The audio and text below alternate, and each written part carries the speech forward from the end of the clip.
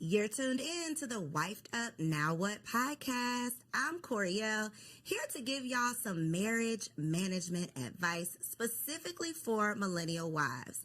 Now, before I introduce my guest, let's just address the elephant in the room. I know that when you saw me pop up on the screen, the first thing you were thinking was, where's TK? Don't worry, TK is going to be here at the end of the episode, okay? So if you are here for our girl TK, stick around. She'll definitely be here for that wifey keeps it spicy, okay? Today's guests are two amazing wives who have some stories to share. Y'all know that we're all about learning the real behind these relationships because it is so easy to get caught up in the fantasy and this fairy tale idea of finding a husband and living happily ever after. And although you might be happy, the ever after part is probably not going to happen. And so today we're going to talk about the real inside of these relationships. And I have Precious and Angela in the building. Hey. Hi. So start by telling us how long you've been married. Well, I've been happily married for 10 and a half years. Come on, 10 and a half. Yes. Well, it's almost less than a half because our anniversary is in April. Okay. Yes. Okay, so 10 years. 11. Look, we're going to say 11. Rising okay. 11. Rising on the 11. Well, since we're going to raise up, I'll say 10 years because it'll be 10 years July 5th this year. So okay. I'll say 10. So we got some OGs in the building. OGs, we're going to start out. We're going to keep it light, okay? We're going to start out with a little this or that because this is going to be February episode, right? This month is all about love. So we're going to get into that. But I want to talk about like some old school R&B. I just want to see where y'all at, okay? Warm y'all up a little bit, okay? Let's go. So this or that, who do y'all prefer or who did y'all prefer, Mary J. or Mariah Carey? Mary J. Why did you make that face as if there was no other option? I mean, Mary J has the soul. She has the grit. You know, she's been through some things. I think that Mariah's been through some things more in the latter times. When she first came out, I felt but like... that's not what she was singing about. Yeah, it wasn't what she was singing about. And I mean, from a suburban girl, I just resonated with Mary J because I just was like, I ain't been through these things, but it's interesting, you know? So I think I was more mesmerized by Mary J. Okay. I think everyone can relate to Mary J because she's a little bit more around the way. Your homegirl, she's been through what you've been through and doesn't come across as, no, this can't happen to me. Right. I think Mariah does separate herself from, she's definitely not the around the way girl. Okay, I got it. Boys to Men or Drew Hill?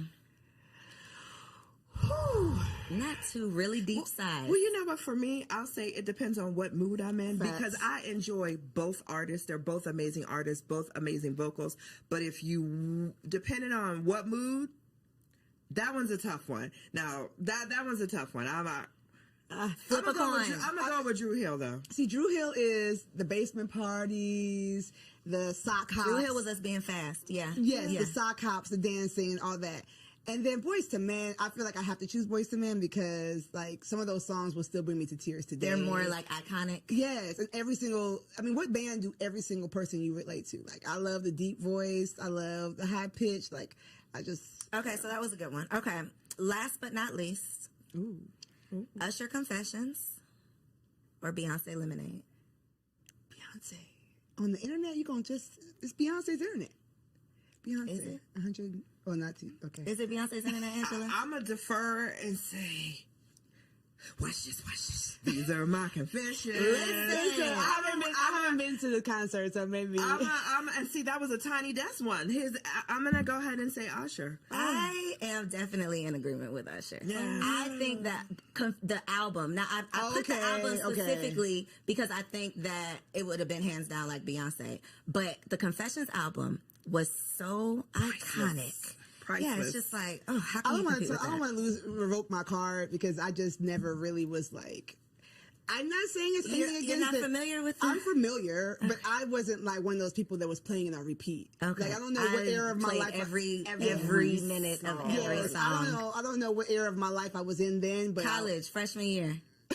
Yeah. Look, I know what you was doing. Freshman year of college, no. Okay, it's a no for you. Okay, Beyonce Lemonade.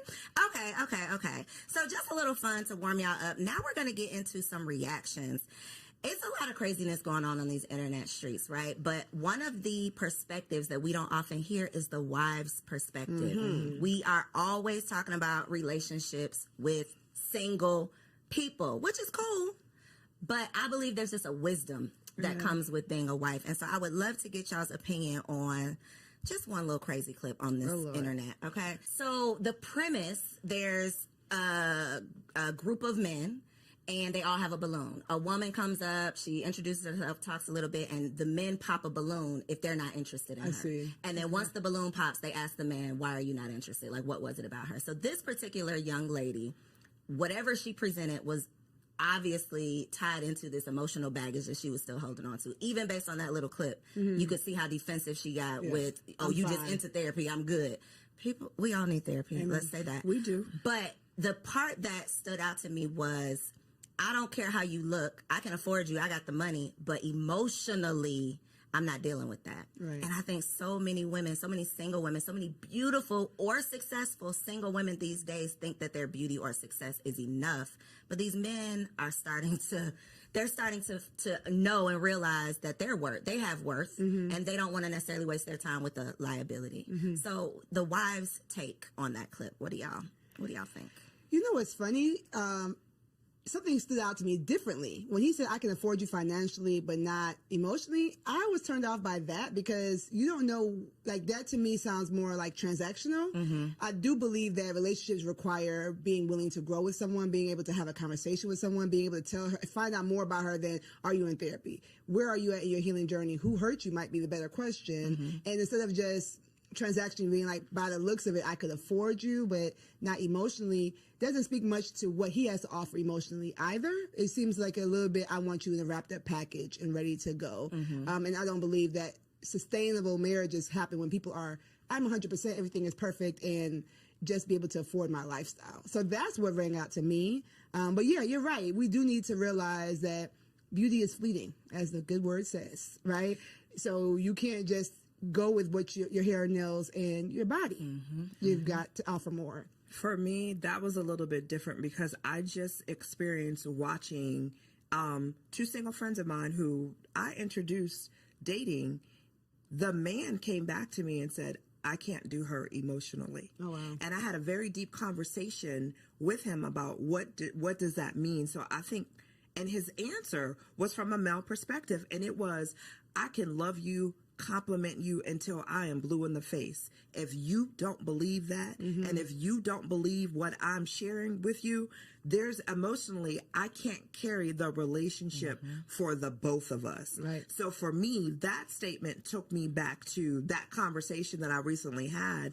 And I think that was a strong statement. That was a real statement because individuals, regardless if it's the man or the woman, if you're coming to a relationship broken, Right. it's not going to be a healthy relationship. So we need to do the inner work to heal and present our best selves as opposed to presenting our broken selves. And we're all broken in some way, shape, or form. So let me say that. But it's just a matter of how we present that brokenness. Right. And when my friend said that to me, beautiful woman, he said, emotionally, I can't support the relationship emotionally enough for the both of us. And that to was make strong. it worthwhile. Like, it's not worth what it's going to take for me to just manage and maintain for this to be worth it. And I've definitely had a similar conversation with a man who was dating a woman who I just thought was like it. Right. Beautiful, had it all together, seems to just have the, just seemingly the best personality, has her own money, just all of the things. You know those women that you see and you're like, why is she single? And that was literally what he said. He was talking to, and it wasn't necessarily she had emotional baggage. It was more so I don't want to say she couldn't be corrected, but she was never wrong. She could never accept any type of direction. And for men, if you act like you don't need me, they have no place. They feel like, well, there's no point in me being here. And I chose that clip specifically because I think that it speaks to what women say that they want. I just want a man with money. And what men what we think men want, which is just a pretty face. So part of what you didn't see was her explaining, you know, what she wanted in a man was he had to have X number of dollars. He had to be at this certain position in life. And this man who's a doctor who is in that position was saying, well, I got it. I can do all that, but I don't want to deal with that. I see. The issue is I've been out of this dating pool so long. You know, it's been 12 and a half years at this point. And I go to a gym where there's a lot of young ladies and we talk and, you know, I'm always mesmerized by it, but it's so forward that it's so much criteria dropping, right? It's so much judging and pretentiousness. Like, it's not enough. Let me get to know you. And even the game is hilarious to me because it's just like, why do we as millennials want to label everything, quantify everything, get straight to the point per se, right? And we think that we're doing ourselves a favor, but really we're losing that nuance, that je ne sais quoi of getting to know someone, getting to experience that person. And, you know, for her, I feel bad because she's probably put that air up because she's been in this pool of men or whatever and feels like she needs to give her criteria based on being hurt or whatever. Therapy. As a counselor, I would, she needs therapy. But it's hard for me. I'm trying to stay out of that pool, and I'm praying for everyone in it. That part. I think, though, the defensiveness is definitely a turnoff. Yeah. Anybody who does not need therapy would not start the sentence off with, I think you just into that. You know, like, you clearly are proving his point with that response. So I think it's just an opportunity to check ourselves, get more aware, and know what the other, whoever you want to date, I'm just going to say the opposite sex, know what they actually want. Yeah. Because we can't say we want to be in a marriage with a man and then a man tells us what he desires and we like, but no, I'm not doing that. Go, get somebody else to do it. And it's like, but then you get what you get. Yeah, what do you really want? Okay, so that was good. So one of the things that I have personally just gotten into, y'all, I just launched a blog, okay, everybodylied.com, and it's the premise of we've been lied to. We've been lied to our whole lives about so many things. For the sake of this conversation, though, we're going to focus on the marriage lies, okay? One of the things that I realized as someone who has always wanted to be a wife, this is something that I've prayed for, I thought I prepared for it, all of the things, and I got into it and still didn't know what the hell I was doing. And I'm a happy wife. To your point, happily married, right? A happy wife. I love my husband, and it's still very hard. Yeah. And so I know that I'm not alone in that. And I know so many women get into these marriages, become a wife, take on this role, and then it's not necessarily what they thought it was going to be, or they don't know how to manage or maintain. So first question for you two, what was the biggest reality check once you became a wife? Well, for me, similar. My parents are still married. I did not model my marriage after my parents, however, but I'm from Ghana, West Africa. And so my biggest reality check was that you really make the marriage you want. It doesn't have to come. It's not like I get married and I enter this thing and it's just going to be ready made. Like, no, you've got to make the marriage you want. You've got to create the boundaries you want. You know, a piece of advice that my wonderful mom told me is that don't start nothing you don't want to keep doing. And it is true, like the boundaries. Oh, give an example, Precious. Okay, so when I was young and married, before we had, my husband was a single dad, so I have the bonus family structure. He would wake up really, really early to go to work. And I'm like, I'm going to wake up and make him breakfast. Woo. So, 5 a.m., I woke up every morning and made him breakfast for work and helped him get his lunch together. So we because he's our first child after the first year, baby comes, and I'm like, I'm not getting up to make it. I might put your snacks out the night before.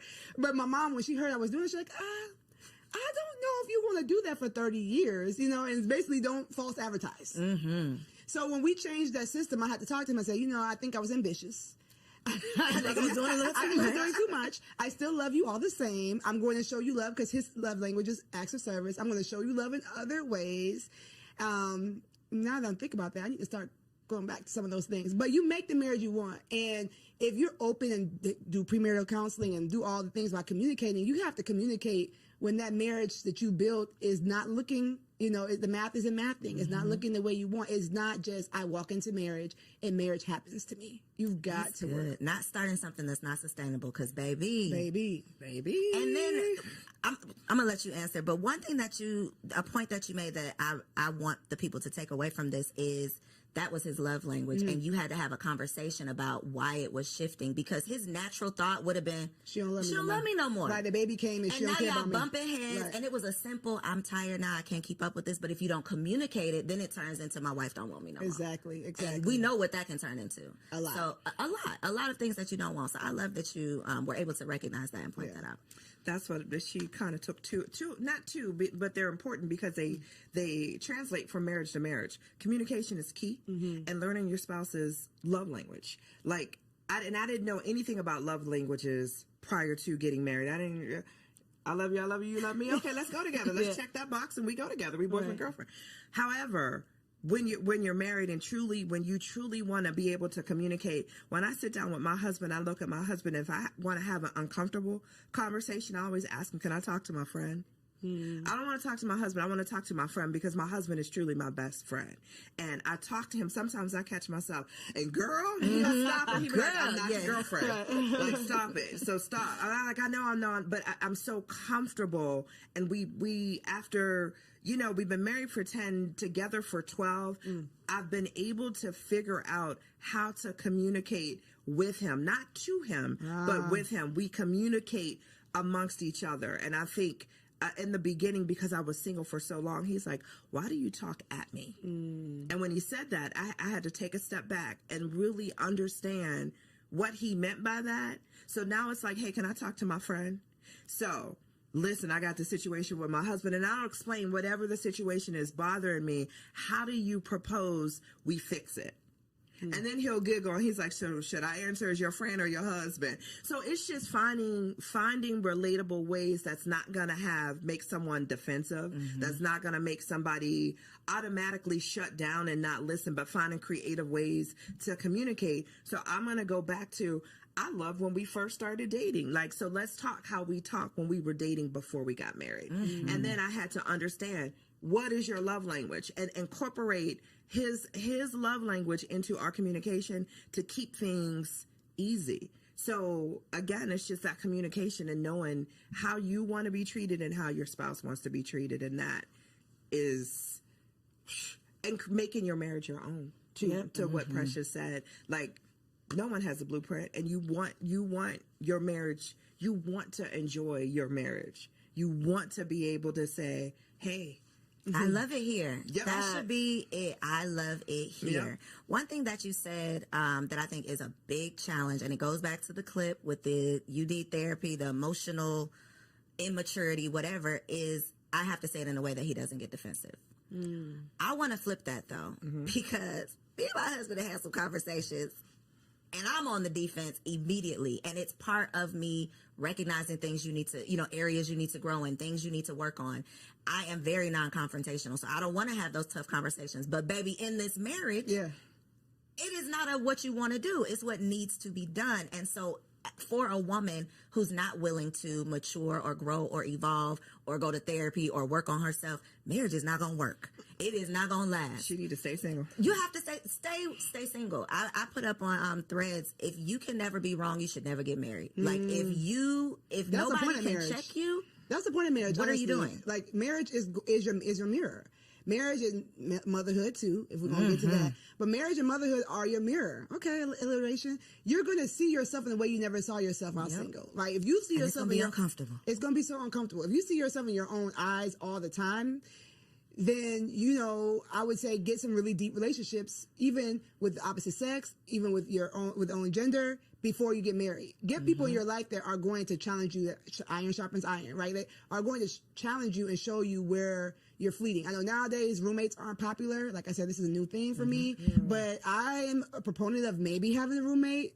It depends on your age. Somebody that's just going to show you, like, you do this and it's weird. Like, stop doing that. And if the first person who has a hard conversation like that is your husband, then he's going to be the enemy. Yep. Then it's you and it's not me, because nobody else has ever told me this. Exactly. But you've never allowed anybody that close to you. And you need therapy before you get married. Okay, I know they say premarital counseling, but you need your own session so that you can work through your stuff before you bring that baggage into a marriage. How has your communication had to change within your marriage? because you said you've evolved into, I know how to approach the conversation now. What did the unevolved Angela look like with these conversations? The unevolved Angela looked like I was that female because I got married late in life. And when I say late, I was 44. Yeah, I was 44, right? I was already set in my ways. So as individuals, when you, and I was a single mom. So raising my son, for me, I was pretty much set in my ways. I knew how I wanted my day to look from start to finish, or how I would move throughout the day from start to finish. And having someone in your space and having to consider another human being, another individual, learning to listen before I speak, because he was like, you answered the question I didn't even ask you. Like, let me get the question out, because I was on the defense and wanted. He goes, listen. So for me, I had to listen to how he was saying. I made him feel like within the first year, he made a comment that said, hey, sometimes I feel uncomfortable talking to you because you're always on the defense, or I never get out what I want to say. Okay, note to self. So let me take a step back and let you fully. So now what I do is I'll sit and I'll listen. I'll wait. I'm like, are you finished? And it's not that I'm listening to respond. I'm truly listening to hear what he's saying, to have the best response, knowing at the end of the day, it's me and you. Like this isn't a competition. We're here to grow and evolve each other. So if you're telling me that I make you feel a certain way when you're talking to me, let me just listen first before I go to respond. And then that way you can feel comfortable with saying whatever it is that you want to say to me without me coming back at you. Well, you didn't do right. And it's not about me. It was his opportunity of telling me how I make him feel. So I don't respond back with, well, you do XYZ to me, or you do. It's about you. If this is your moment. So you need me to change these 3 things, I got you. No problem. Partner, I got you.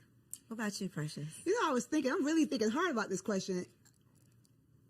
My husband's the easiest part about being married. Honestly, like the guy, his enemies don't like me. Right? They love him and don't like me. I'm like, wait, I didn't do nothing to you. Like, he just is the easiest part about being married. So our communication's always kind of been like, what's up? Very chill. I think the nonverbal communication is something that I've had to work on more. What's that look like? Your face talking for you? Face, maybe just like, my love language is physical touch, which is not a lot of women's love language. So if I'm irritated, I'm like, you don't really gotta touch me like that right now, right? But so working on that, and then also we talked about evolution, right? So Cole knows this. I lost 75 pounds before I got married, and I've gone through weight loss after having all of my kids and all that kind of stuff. Yes. So having 3 kids, having a weight loss journey, and now I help moms do the same thing, but I've had to learn my body. So my nonverbal communication has changed, right? The things that I like have changed. So I've had to communicate with him physically different, and he had to learn me more so differently as I have gotten older. Now I feel like I have the body I wanted when I was 20 something, you know what I'm saying, in my 30s. So our physical communication has changed and evolved, and he's thankfully saw me on my journey when we met. And so he likes me heavy. He likes me slim thick. And so it works, but we had to kind of figure out like, oh, okay, you can do that now. Okay. Like, okay. So our physical communication, has had to evolve. Okay. Reading between those lines. Exactly. I want to talk about those times you want to kill him though. Okay. Because 2 o'clock? Look, 3 o'clock now. I really love my husband down. And there are, love his dirty draws. But there are days when it's like, I'm going to kill this nigga. Yeah. Can I do this for the rest of eternity? Right. I have honestly had those thoughts. And I'm sure he has as well. I think it's just kind of what comes along with it. But that is not the expectation with the happily ever after that we're signing up for. Right. So in those moments when he is your best friend, he's the easiest part of marriage, but it ain't easy. What do you say to yourself in those moments? What is your outlet? How do you calm yourself down? What do you tell yourself to put yourself in check? Like, what do you do in those moments? Yeah, so I said my husband's the easiest part of marriage because his personality, like just who he is like, wow, I don't think my personality can match with anybody else on the planet, right? But marriage is more than just you and that person. Marriage is you and that person, their child, if you have a blended family, or their parents, the way they relate to their families. With however toxic their families are, that's something you need to evaluate before you get married. Like, all those things matter. And so, the days where I'm just like, I don't like how you handled that, or stick up for yourself, or go for more, or, you're so talented in this, I want you to, where you're like wanting to coach your own spouse and you have to let them be their own person.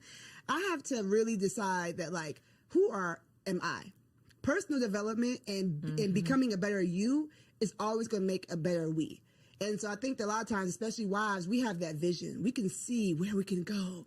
And sometimes our husbands are like, I want to watch football. Like, or I don't need to do good. Yeah, I'm good. Like, we're good right here, or whatever. And even if you have a super ambitious husband, some of the things that we see vision for, they don't see it. And so I say to myself, I say to my clients, like, focus on you.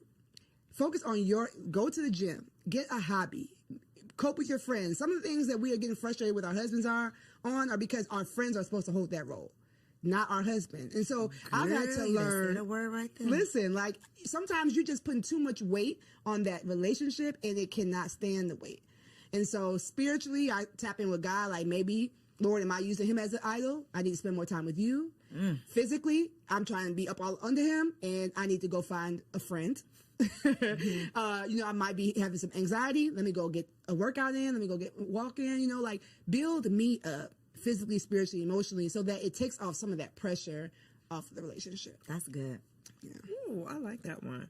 When I get to the place where I just, what my husband, I honestly, I take a step back and I say, is it really detrimental to the marriage? If it's not, I let it go. And it's funny, our arguments, 10 years, our arguments are so minute when I listen to other marriages and we talk about, like, issues or problems. Our issues are so small, and I feel like I'm so blessed because of that, because we talk all the time and we communicate about things all the time. But when I get to the point where I just want to choke him, I take a step back and I'm like, is it really that deep? Is it really that detrimental? Like, I'd be mad, like, man, you left the bathroom light on again. I just want to, and I'm like, is it really that deep? Instead of checking him to say, hey, once again, you left the bathroom light on, I'm just going to go ahead and turn it off and keep it moving about my day. It's just, our arguments be the little petty stuff. But those little petty things can add up. Yes. If the communication is not there. If you don't, if they're not communicated. So, like, our arguments are not, like, I just look at and even like our biggest arguments are, I take a step back. Is it really that detrimental to our marriage? And if the answer is no, I just let it go and keep it. Do you all believe there's deal breakers in marriage? In your personal marriage, is there a deal breaker? I say all the time, if you cheat, then yeah, that's a deal breaker for me. And he looks at me, he was like, you'd be so quick to dismiss somebody for cheating. I'm like, for me, you always have a choice. And that choice is not necessarily, am I going to do it or not, but there's a choice prior to you wanting to do that. What is wrong in the marriage that needs to be fixed that you couldn't communicate with me? So give me the opportunity to fix it before you cheat. So for me, anything else we can get over, but if you cheat, there were all these opportunities. Obviously, I wasn't not giving something, don't know what that could be, because you've never communicated that to me. So for me in our marriage, my husband already knows, for me, like, cheating is like a deal breaker, where he's the opposite. I'm his second marriage, and he's like, we're together forever. So basically, and he always says I had to ask myself, before I asked you to marry you, is this for good? And is there anything that I could not get over? And his answer was no. So I'm like, okay, well, that man ain't cheating. That man ain't cheating. He's trying to stay with you. I would say there is no immediate deal breaker in my marriage. Okay. So that means nothing is, you can't talk about, at least have a conversation about. Right. So immediate deal breaker mean I don't care what you say. It's over for me. I mean, maybe if he put his hands on me, I can't see myself. Maybe if he put his hands on you, because if he put his hands on me, I just can't see him turn. Like, that to me seems silly to say. You know what I'm Like, saying? there's no chance this Yeah, it was like when we were dating, I used to say, if it was a burning fire and me, your mom, and your daughter were in the room, who would you get first? He's like, I'm not answering that. That's silly. I'm gonna find a way for all of y'all to live. Yeah, it's not happening. Why are we all in this house in this fire, right? So that to me is like, when would he become, just randomly after all this time become that kind of person? So yes, I would not be with someone who would put their hands on me, but I don't have a immediate deal breaker.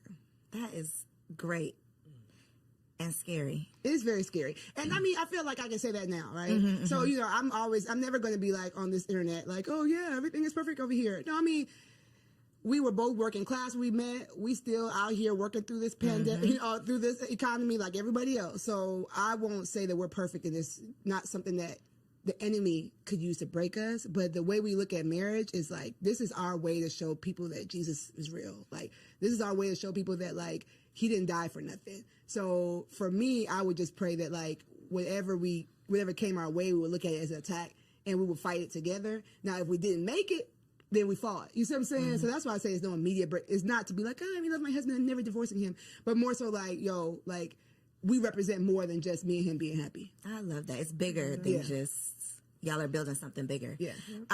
When it comes to losing yourself in your marriage, I think this is definitely a woman problem. And I think it comes down to what you said, Precious, of a lot of women, when we find this man of our dreams, I would just speak for myself, not a lot of women, me.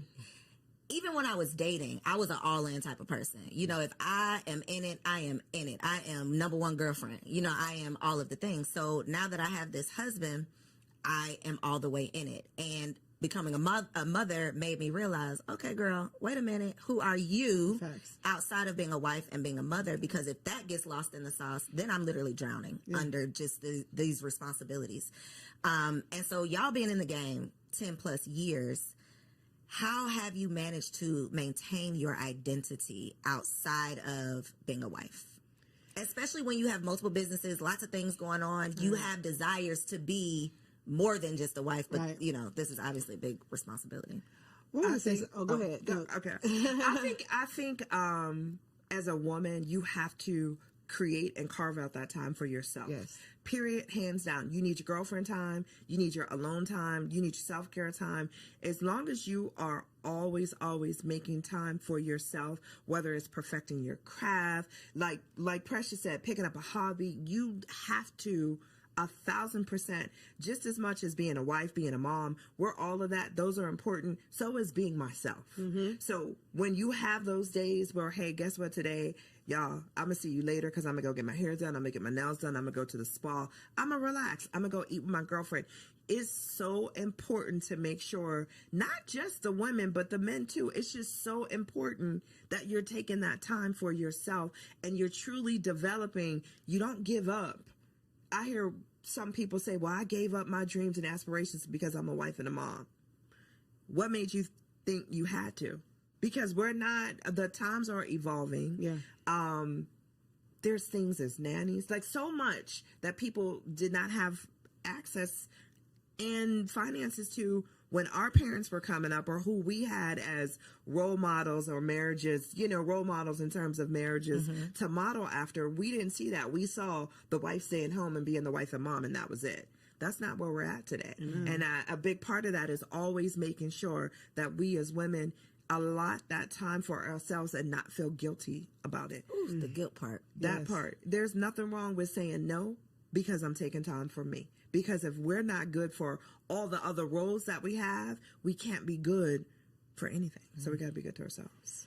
You already know that she's speaking my language, right? So I heard you speak. One thing I want to affirm you, because I'm always going to do that, is that when you're a woman such as Co, and you're doing all these things as a single woman, society was going to tell you that it's not possible to have it all.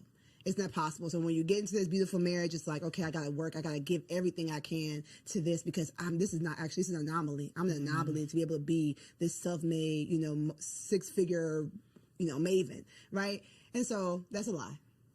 Right? Everybody lies. See, that's a lie. That's a lie. You can have it all. You might not have it all at the same time, and you might not be the one to do it all, but you can. Okay. Thank and you. so you're welcome. You're welcome. It's gonna be, you know, we in the trenches. No hood like motherhood. So we're in the trenches. But to your point, when I teach the LIFT framework, which is my framework, one of the letters is the F, the freedom mindset. That fighting that guilt. And what you said about the T, taking your turn, I'm not gonna go into that, right? Like you take your turn, you do stuff for you, but you gotta start with the mindset of why do you think you need to be lost? How, if you lose yourself, will your husband have someone to love? Will your kids have someone to nurture? Like, getting better gives him a new woman to love, right? Every time I get better, every time I lose an inch, every time I get a new hobby, it's like, okay. It's spicing things up without him having to go find somebody else. You see what I'm saying? And so I think that we have it backwards where it's like, oh, I've got to martyr myself for the things I love. But no, you're giving them a diminished version of yourself. And so even if mom guilt or wife guilt, because I feel like I have more wife guilt than mom guilt, them kids will be all right. Yeah, them kids will be all right. Yep. I feel like y'all have each other. I birthed all y'all so y'all can have each other, go on and play, right? But sometimes I'm like, oh, I'm at this thing, you know, I could spend more time with my husband, or I bring him something home to eat. Like, I have more wife guilt than mom guilt, but I have to remind myself that, like, the things that I'm doing to make myself better, make me happier, make me more understanding, make me more energetic. You know what I'm saying? Like, go to the gym, sis. Take the time for you, like, because you're going to be a better version of you when you get there. And so losing yourself is normal. It's more normal. That's a lie, too. It's more normal than you think. You might be beating yourself up and saying, why? I can't believe I let myself go. I can't believe it. A lot of people are doing it. But they're not talking about it. But they're not. Which is the point of these conversations. Because when I see the perfectly curated homes, the you know, all this not a figment of our imagination, because I'm seeing it right here on my timeline. It's social media. It's what we think is the norm, and it's like, no, that is not. First of all, that's not even real, probably. But we are comparing our real lives to this fantasy or fraudulent 18 seconds, 30 seconds. clip that we see. And to your point, we think something's wrong with us when we get lost in the sauce. But I definitely, and we're talking about being wives, but when I became a mother, I think I felt it more. Because you have a physical part that's changed too. And it's like, I can't go nowhere. This baby is attached to my brain. Like, I am here. I can't, that life that I used to live, I'm literally a new person. Right. I'm literally living a new life, and it's never coming back. And that, I think, is a very tough Grief. It's grieving your old life. I literally, that old self died, and now I'm this new woman, and I'm trying to figure it all out.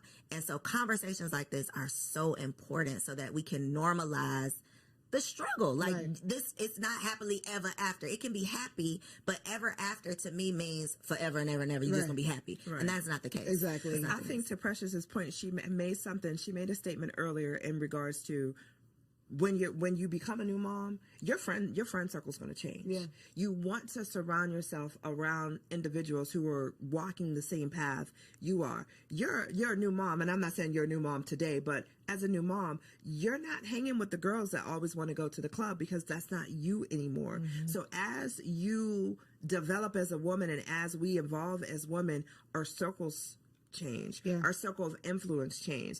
I wouldn't ask a single girlfriend who knows nothing about being a parent to watch my child for me. But guess what? I'm going to have a whole nother set of girlfriends who are parents, who understand the struggles of being a mom and being a parent and having someone attached to you, or always having to be mindful of another individual. So we just need to, instead of not having the conversations, and I'm so thankful that you have this platform for individuals, for women to know, it's all a lie. Like, you evolve and grow, and as you grow, your circle's going to grow, and as a woman, we're going to grow, and that's the evolution part of that. Yeah, but even to that point, I feel like some of those single friends are just real important too. Those are the TTs, right? I think the village has evolved. It's not going to always be the grandmas, because some of these new grandmas, these grandmas is out in the these streets. new grandmas are out in the streets, right? So I agree with her saying, like, get those sisters that can, you know, that's why I created my brand. That's why I created what I do, because we need to have a tribe, right? But then don't forget about some of the people who might not be in the same zone, because they're going to be the ones to take the kids to do the fun things you don't feel like doing.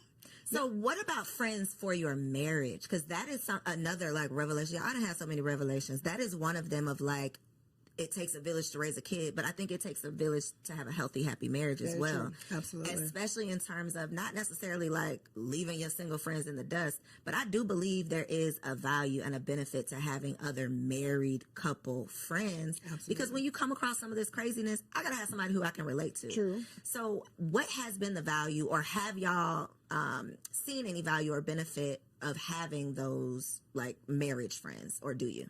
Absolutely. We always joke, if I like the wife and he likes the husband, we go together. Like, that's it. Like, once you find that, that is gold. And then, unfortunately, we've had some times where he loves the husband. Like, I'm like, sorry, y'all got to break up. Y'all got to break up because I'm not coming. I'm not coming. I can't do it. Thankfully, I'm an extrovert, so I'll bear with them once a quarter. But it ain't finna be no Once in a regular. while, Yeah, it's not gonna be. So yes, I find it very important. We're members of church. We were in ministry for a long time, so a lot of that was ready made for us. So you had a built-in. We had a built-in community now when we changed churches, and it was like hard. We were like in the first place, like, well, you got to make new friends at this age. But yes, I do find it very important, you know, especially for husbands. I know that we're talking to wives, but like, I think that women talk about their marriage more than men talk about their marriages. For sure. And so I know that I can say my husband's so amazing because he can see like what his married friends are talking about. Like they kind of can see like, he's like, dang, Precious is boisterous, but she ain't like that. You know, Girl, they be making me look good. I'm like, as long as thank you, girl. you keep cutting up. Yeah, keep cutting up on there. Right. So I think it's very important, and for women too. Like you just see something that like, oh, I'm glad. My man, yeah, ain't got to deal with that. Yeah, like we got to, we all right. You know what I'm saying? Like we might not be in a mansion, but I mean, he be at home. I think it's important. I think 1,000% important. I have an equal balance of both single friends and married friends, but for us, we enjoy hanging out with our married friends more because it's just more conversation that I relate to, and it's just, and for both of us, and it's just super important because I think healthy marriages feed healthy marriages, and you also want to have a safe spot where if there's an issue within your marriage and you're looking for advice from other married couples, then it's good, not necessarily advice. Let's say that, because I always tell people be cautious of who you take advice from. But just just hearing that you're not the only couple that has gone through or will go through what it is that you're going through. So okay. You like put a pin on my in notes. that. Because I subscribe, and I think a lot of us subscribe to keep people out your business, right? Disagree.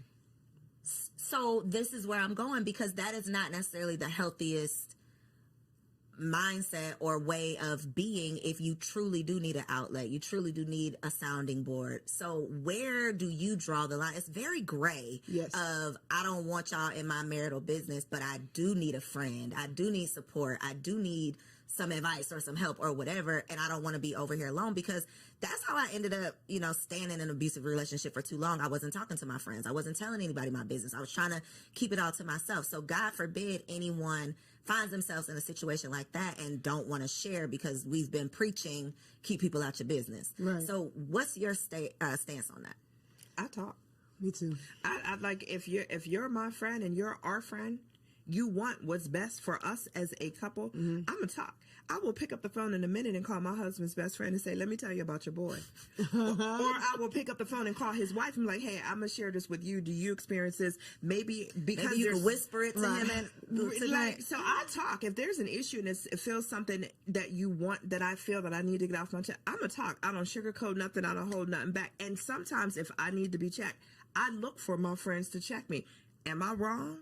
Or tell me and that's how, and I have a girlfriend that I go to, and anytime I start the conversation, okay, I need you. Am I wrong? She's like, hold on, let me get my coffee. But so you want those friends where you want to know that you're talking in a safe space, and you're talking and you're going to get great feedback back. So but I don't listen, hey, no one's perfect. What about family though? No. Is it only friends? Except for my sister. My best friend my sister's my best friend. So, but even with her, some things I feel like if it's going to change the level of advice she gives me in the future, I don't tell her. Explain that. So it's sometimes there's something that you might be going through that's a recurring thing, right? And you feel like if I say this recurring thing to this person, it might shift the way they advise me moving forward. So I need somebody who's really clearly, like, me and her are 13 months apart. Like, my drawers are dirty, she's like, girl, but that's, it's just a stain. You know what I'm saying? Right. So she'll tell me I'm wrong, don't get me wrong, but some things it's like, okay, I'm I don't need to I'm hear done that with right this now. recurring thing Yeah. that you know. So I think for me, I do talk. As you can see, I do talk, but we've already used wisdom in the circle. Like it's only, but he knows the 3 people I'm told. It's not gonna be this random friend I met at work and is like we're best Now friends. she in your business. Yeah, no, it's Right. like he knows, and then he gonna know if that guy, her husband texts him. It's like, oh dang, she didn't told. What's the call? Like, Hold on. yeah, right? Like, and the same thing. I'd be like, I don't know what's going on the phone upstairs, but they're talking longer than normal. Are you okay? You know, to my friends. So it's just like, you can't come stay here, so let's talk because what's going on with 'Cause y'all y'all? have to work that out. Yeah, y'all gotta work that out. So we have a standard on the people that we trust, and then I have working and continue to work on that. I speak of him the way I would want him to hear me speak of him. So if I'm telling somebody something, if I haven't talked to him about it yet, I want, if he overheard me, it wouldn't be like, dang, like, so you just calling me low down and no good. Like, you know, like I I respect my husband when he's there, when he's not. And I don't speak to people who are going to be like, yeah. That, you know, like speak negatively of him too. If somebody has that type of vibe towards marriage, like, because you know, these husbands are, You are not the person. You are not the outlet. I person I'm can't. talking And I can to. be super close to that person, right? But if their view of marriage or based on where their marriage is, they're ready for you to like, yes, like finally, especially like I told y'all, my husband's liked by everybody. Yes, finally he did something. Because you know, all these husbands don't do. No, don't be all these because then now I'm defensive. I came to you to complain about him, but now I'm like, but wait, No, but wait a minute. he is still perfect. Now No, this Georgia. conversation has taken the time. Exactly. Now I got to defend my husband. I was coming here to get some advice or get some. I wanted you to be on my side, but not that much. You know what I'm saying? So you have to use wisdom. You have to be spirit led for me because, like I said, anybody can be used to attack your marriage.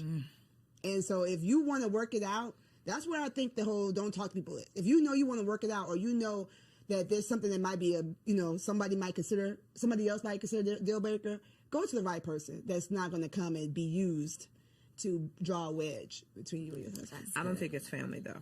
To your question in regards to family, and I say that because I'm very careful on what I let my family know about the marriage, because I would not ever want someone to look at my husband differently because I gave you too much on a day that I was super emotional and I said, and you know, I would. So with the family, I'm very cautious on what I choose to tell or what I don't choose to tell. Friends are different. Family, because 9 times out of 10, my husband already told me we're not getting divorced. So I don't want to go So what's paint the this point? image of, because I'm mad at you today, now I'm gonna have my family mad at you because my Forever. family ride or die. They're going. So I'm careful when it comes to family on what I tell and what I don't share. Friends choose you. Family doesn't. Yep. So if you're talking to a friend, this person has chose to be his friend, chose to be your friend. They like him for who he is, right? Your family is putting up with him might not because even like your right, ass. right, exactly, right. And thankfully, my family loves Ant, but it's like they didn't choose him. They don't even know him as well as my friends know him. So I think it's just about, you know, not casting your pearls in space that's not safe. You know what I'm saying? Picking the person that you know loves him and might be like, not Precious. You know, sometimes he does it. You know, like giving him the Some benefit of the helpful, yeah. helpful advice. Yeah.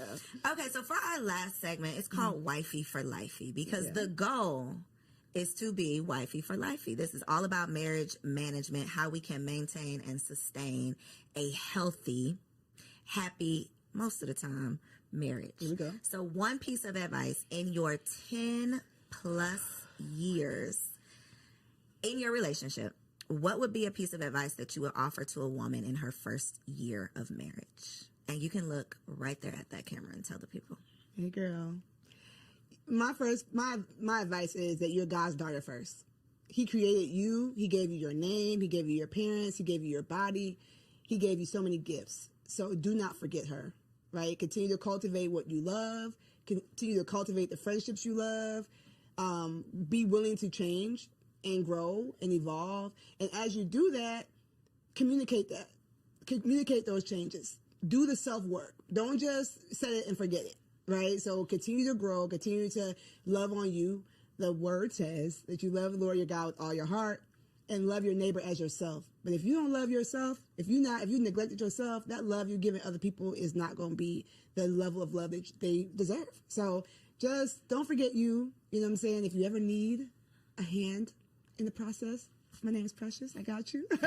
But just don't forget you, and you're loved. Thank you, Precious. What you got, Angela? For me, it's communication. I'm going to stand on it. I'm going to stand 10 toes down. Figure out the best way to communicate with your spouse. However, whether it's verbal, nonverbal, listening, communication is not just talking, it's also about listening. So if you, in your first year of marriage, if you and your spouse can truly, truly, truly connect on how to communicate with each other, you're going to go a long way. That has been a common conversation here. We always talk about finances being the number one cause of divorce, but I would believe it's the lack of communication about finances that is the number one cause, and the resentment that comes from not communicating. Yep.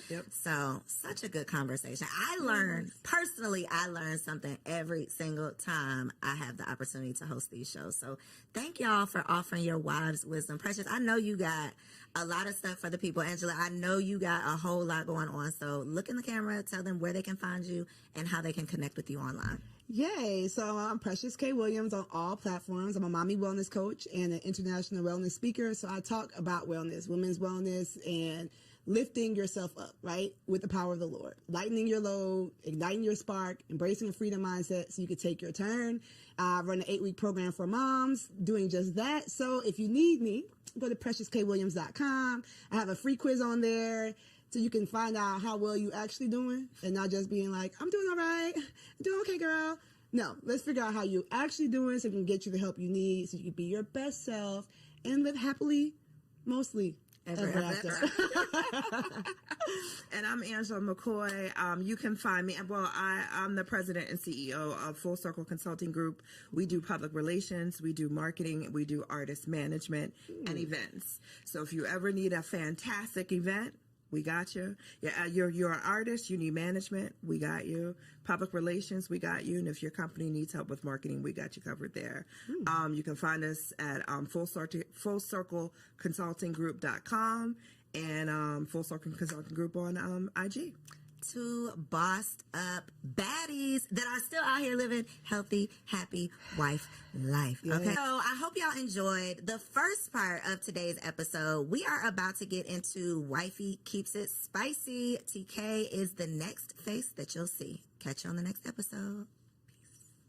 Hello, beautiful ladies. Welcome back to another Wifey Keep It Spicy segment with your girl, Takesha. I'm super excited to be back. Yes, with another banger, of course. This is the month of love, February. That's why I got on my red, keeping it sexy. But Valentine's Day is right around the corner as well. And so, of course, I had to give y'all some gems, some jewels, some tips, the tea on how to keep it spicy. Listen, this week is for the big girls. Okay. What do I mean? Because I'm about to challenge y'all to something all month long. Okay. I'm not just about to drop some gems for y'all to be able to enjoy one day. No, baby, we are about to have thriving sex lives and intimacy with our spouses forever. Okay. So we're going to lay down some foundational work, right? I want to challenge y'all as your sister, as your auntie, as your friend. Okay. Am I auntie? But as your friend, I want to challenge you to two things. Okay. I need you to ask yourself if you are ready for the challenge. Why am I challenging you? Because I have done these things. I have experience in these things, and they have absolutely elevated my intimacy with my man. Okay. So if you want to elevate your intimacy, if you want to keep it spicy, I dare you to accept this challenge. Number one, I challenge you to step up in your femininity, specifically in the way that you dress in your house. Okay. A lot of us need to go ahead and fold up the leggings, the oversized t-shirts, the hoodies, the sweatpants. Fold it up, sis. Let's fold it up. And we're going to wear our little house dresses around the house. Okay. We're going to wear elevated loungewear around the house. Okay. We're going to wear those Ross and TJ Maxx summer dresses in the home. We're going to get oiled up. We're going to look cute. Why does this matter? Why am I challenging you to this? It's because when you feel feminine and you feel soft and you are taking care of yourself, you will be more prepared to be able to be intimate later on at night. A lot of us are complaining about being tired and being drained and being overworked. And we just feel like we're in this masculine energy. Well, here's a small tip to step into that feminine energy so that you can be all you need to be when it is time to do what we need to do. Wear those dresses around the house all month long. Step into your feminine essence, right? I just want to put this caveat out there though. Be prepared for your man to want it all the time, and be prepared for you to want it. Okay. Because when you walk past that mirror and you see your silhouette and you see how good you look, you see how you jiggling and wiggling and smooth in that dress, you are going to feel confident. It's going to boost your self-esteem, and it helps you thrive in your femininity, which is absolutely attached to your intimacy. The second part of this challenge, and this is for the big girls. Are y'all ready? I want to give every single last one of y'all some homework. We are going to set our man down. We are going to set our husbands down. And this is exactly what we are going to ask. We're going to ask how we can be a better wife. We are going to ask for them to share with us all the areas that we could work on. We are going to ask for every aspect of our lives. How am I as a mother? How am I intimately? What is the things that you want from me? Talk to me, Big Daddy, right? And I know a lot of y'all like, girl, he the one that need to be elevating. He's the one that needs to be asking me these questions. But I just want to challenge y'all to take the lead. I want to challenge y'all to become more self-aware so that not only are you stepping into your femininity, you're looking more feminine, you are aware of the places that you need to grow in. You are aware in the areas that you need to stretch in. And therefore, overall, just allowing a space for a phenomenal place of intimacy to thrive. A lot of us think we're doing excellent and we just might not be. And that is okay. It is better to have your feelings hurt a little bit and become fully self-aware than to operate in full delusion and just be suffering. We don't want that. We're not building up a culture of women who think it's all about them. So this month we are challenging ourselves to be big girls. We're challenging ourselves not only to know how to be fire in the bedroom, throw it back, do all these tricks, but we're going to be phenomenal women. And so this is what's going to set up for the long-lasting, mind-blowing sex that we all want. So that is my advice. That's my tips for this month. I want y'all to comment down below, not this month, but this week. I want y'all to comment down below if you are accepting the challenge. Will you wear dresses all month long? Will you kind of get a little sexy and elevate that loungewear? And are you going to set your man down to really find out what's tea? Let me know in the comments down.